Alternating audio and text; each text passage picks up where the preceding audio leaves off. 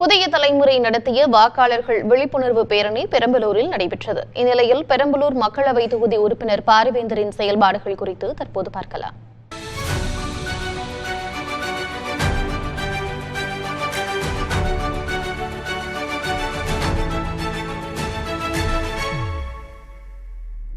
பெரம்பலூர் மக்களவை தொகுதி உறுப்பினர் பாரிவேந்தரின் மக்களவை வருகை பதிவு 62 விழுக்காடாக உள்ளது. அவர் 40 விவாதங்களில் பங்கேற்றுள்ளார். இவ்விரண்டும் தமிழக மற்றும் ஒட்டுமொத்த சராசரியை விட சற்றே குறைவாகும். பாரிவேந்தர் 268 கேள்விகள் எழுப்பியுள்ளதுடன் 2 தனிநபர் மசோதாக்களையும் கொண்டு வந்துள்ளார். இவை இரண்டும் தமிழக மற்றும் தேசிய சராசரியை விட அதிகமாகும். அடுத்ததாக கடந்த தேர்தலின் போது பாரிவேந்தர் அளித்த வாக்குறுதிகளையும் அவற்றின் தற்போதைய நிலையையும் பார்க்கலாம். அரியலூர், பெரம்பலூர், நாமக்கல் புதிய ரயில் பாதை அமைக்கப்படும் என்பது பாரிவேந்தரின் முக்கிய வாக்குறுதிகளில் ஒன்றாகும். பல ஆண்டுகளாக கிடப்பிலிருந்த இந்த திட்டத்தில் தற்போது மீண்டும் அளவீட்டுப் பணிகள் நடந்து வருகின்றன. சில ஆண்டுகளில் பணிகள் முடிந்து ரயில் சேவை தொடங்கும் என எதிர்பார்க்கப்படுகிறது.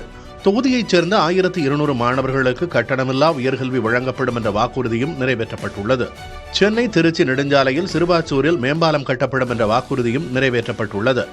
அரசு பள்ளிகள், கிராமங்களில் குடிநீர் வசதியை ஏற்படுத்த 1 கோடி ரூபாய் சொந்த நிதி அளிக்கப்படும் என்ற வாக்குறுதியும் நிறைவேறியுள்ளது. தொகுதி மேம்பாட்டு நிதியிலிருந்து மருத்துவமனை, பள்ளி வகுப்பறைகள் மேம்பாடு, சாலைகள், நிழற்குடை அமைப்பு, ஆழ்குழாய் கிணறுகள் அமைப்பு உள்ளிட்ட வாக்குறுதிகளும் பூர்த்தி செய்யப்பட்டுள்ளன. பெரம்பலூர் மக்களவை தொகுதி வாக்காளர்கள் சிலர் கருத்துகளையும் அதற்கு எம்பி அளித்த பதில்களையும் பார்க்கலாம்.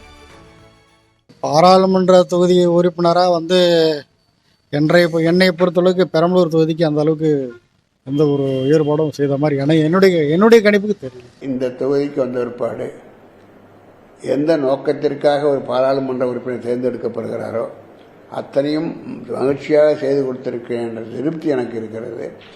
அதே மாதிரி இப்போ இந்த 3வது முறை நான் இங்கே நிற்கிறதுக்கு காரணமே என் மேலே எந்த மக்களுக்கு எந்த குறையும் இல்லை.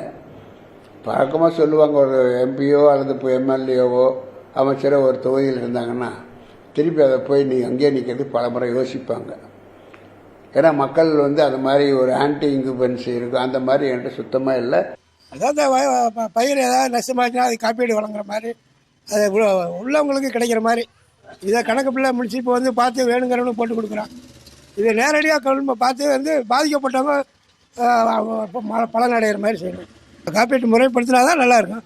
இது மைய அரசினுடைய காப்பீட்டு திட்டமாக இருந்தால் அதில் ஏற்கனவே அந்த திட்டங்கள் செயல்படுத்தப்பட்டு அந்த நேரத்தில் ஒரு பெரும் விவசாயிகளுக்கு மட்டும்தான் அது உண்டு என்று இதுவரை இருந்திருந்து இந்த 1 ஏக்கர் போன்றெல்லாம் விடுபட்டு விட்டால் அதையும் கொடுக்க சொல்லி நம்ம பாராளுமன்றத்தில் பேசி அவர்களுக்கு ஆவணம் செய்யக்கூடும்.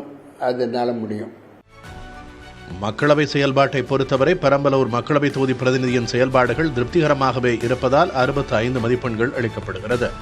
வாக்குறுதிகளில் பல நிறைவேற்றப்பட்டுள்ள நிலையில் மற்ற வாக்குறுதிகளுக்கான பணிகள் நடைபெற்று வருகின்றன. எனவே அப்பிரிவில் அவருக்கு 80 மதிப்பெண்கள் அளிக்கப்படுகிறது. மக்கள் கருத்துகள் அடிப்படையில் 65 மதிப்பெண்கள் வழங்கப்படுகிறது. ஒட்டுமொத்தமாக பாரிவேந்தரின் செயல்பாடுகள் நன்று என்ற அளவிலேயே அமைகிறது.